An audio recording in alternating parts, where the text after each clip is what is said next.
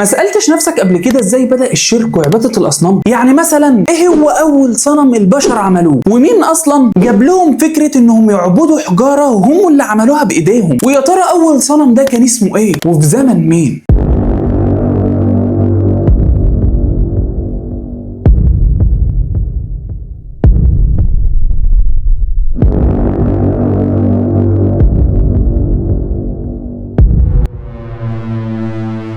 السلام عليكم ورحمة الله وبركاته. صديقي العزيز أيها المشاهد العسل، والله بحبك. لو ما تعرفنيش أو أول مرة تشوفني فأنا أخوك أحمد شوقي، صاحب ومؤسس هذه القناة صديقي، ويسعدني ويشرفني جدا إنك فتحت الفيديو ده. فلو عجبك ما تنساش تحط لايك، ويلا بينا نشوف قصتنا. كلنا عارفين إن في ناس بتعبد الحيوانات زي الهند ونيبال وبعض دول آسيا، بيعبدوا البقر وبيعتبروها رمز للحياة والخصوبة. وفي منهم طوائف بيعبدوا القرود، فعندهم إله اسمه هانومان، ده كبير القرود عندهم. والطائفة ده يا صديقي اسمهم الهندوسية. أما في ناس تانية بقى زي الصين واليابان وتايلاند بيعبدوا اله اسمه بوذا وبيعتبروه كائن مستنير، وكمان بيقدسوه وبيسجدوا له وبيطلبوا منه الرحمه والمغفره، ودول اسمهم البوذيه. وفي العالم ديانات كتير قوي. يعني مثلا وفقا لموسوعه المعهد الدولي للدراسات الدينيه في العالم 4300 ديانه. ولكن السؤال هنا بقى، كل الاديان دي جت منين؟ فكره الشرك دي اصلا كان منبعها ايه؟ مع ان اول بشر على الارض كان سيدنا ادم، وكان موحد بالله، وكل اللي بعده ساروا على نهجه التوحيد. ايه بقى الخلل اللي حصل بالظبط ودخل الشرك في حياة البشرية؟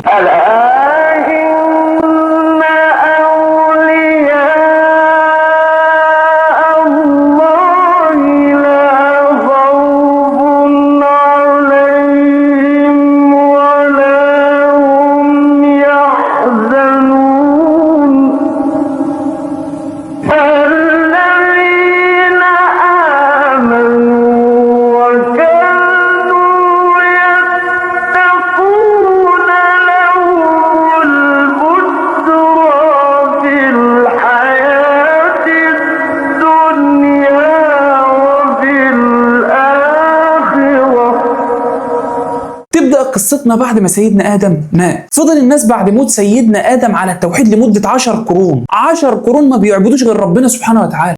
كانوا بيعملوا ذنوب تانية، ولكن في منطق أي حد فيهم وعقيدته الإله هو الله الواحد الأحد. كان في وسط الناس دي بقى 5 رجالة صالحين، كان علمهم بالله قوي جدا، وكانوا بيعبدوا ربنا بطريقة ما فيش بعد كده. يعني الناس دي كانت مهتمية جدا بعبادتها مع ربنا سبحانه وتعالى. أكتر ناس كانت بتعبد ربنا في البشرية كلها في الوقت ده ال5 دول، لدرجة إن الناس كانت بتحبهم جدا وبتحترمهم. يعني لو واحد مثلا كان بيعمل معصيه وشاف واحد من ال5 دول كان يسيب المعصيه اللي في ايده ويتوب. ال5 رجاله الصالحين دول ربنا سبحانه وتعالى ذكرهم في القران، وكان اسمائهم ود وسواع ويعوق ويغوث ونسرا. قال نوح رب انهم عصوني واتبعوا من لم يزده ماله وولده إلا خسارا ومكروا مكرا كبارا وقالوا لا تذرن آلهتكم ولا تذرن ودا ولا سواعا ولا يغوث ويعوق ونسرا وقد أضلوا كثيرا ولا تزد الظالمين إلا ضلالا.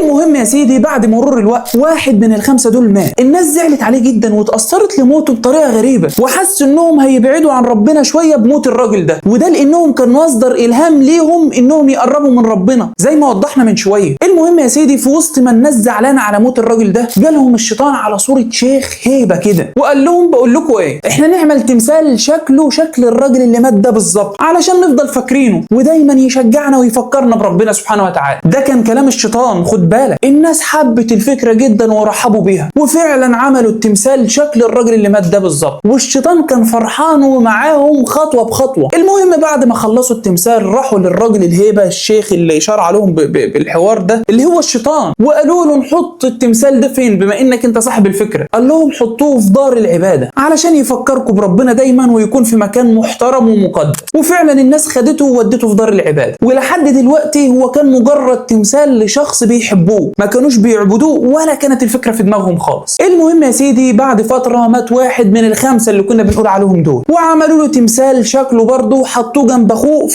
في دار العباده. وكل ما يموت واحد من الخمسه الصالحين دول يعملوا له تمثال ويحطوه جنب اخواته في دار العباده. وبمرور الوقت الناس ماتت وطلع اجيال جديده ومحدش يعرف القصه الاصليه بتاعه التماثيل دي. جالهم الشيطان بقى يا سيدي على صوره شيخ هيبه باين عليه الوقار كده، وقال لهم اباؤكم ما صنعوا هذه التماثيل الا ليعبدوها. ساعتها الجيل الجديد ده صدق كلام الشيطان ومشي وراه، وقالوا فعلا طالما التماثيل دي موجوده في دار العباده كده يبقى اكيد كانوا ابائنا واجدادنا بيجوا علشان يعبدوها. وبدات من هنا يا صديقي عباده الاصنام والشرك. انت متخيل الشيطان خطط ازاي وصبر قد ايه علشان يوقع اكتر من 70% من البشريه من ذريه سيدنا ادم في الشرك؟ يعني حاليا عدد المسلمين في العالم 25% بس، 25% الموحدين بالله سبحانه وتعالى، و75% مشركين بربنا. والسبب في ده كله الشيطان. حرفيا اول مره اعرف القصه دي، ولما عرفتها حبيت انشرها واعرفها ليك عشان ما سمعتش خالص قبل كده حد بيتكلم عن الحوار ده. يا اخي الواحد دايما كان بيسمع عن المشركين وعباده الاصنام، ولكن ما كانش بيجي في باله ابدا الحوار ده بدا ازاي الناس بدات تفكر في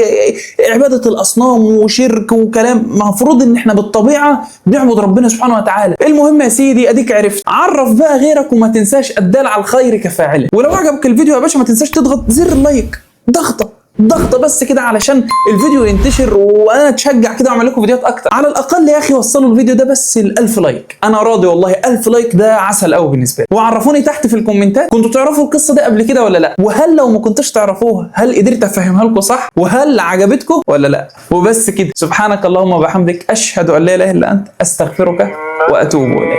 سلام.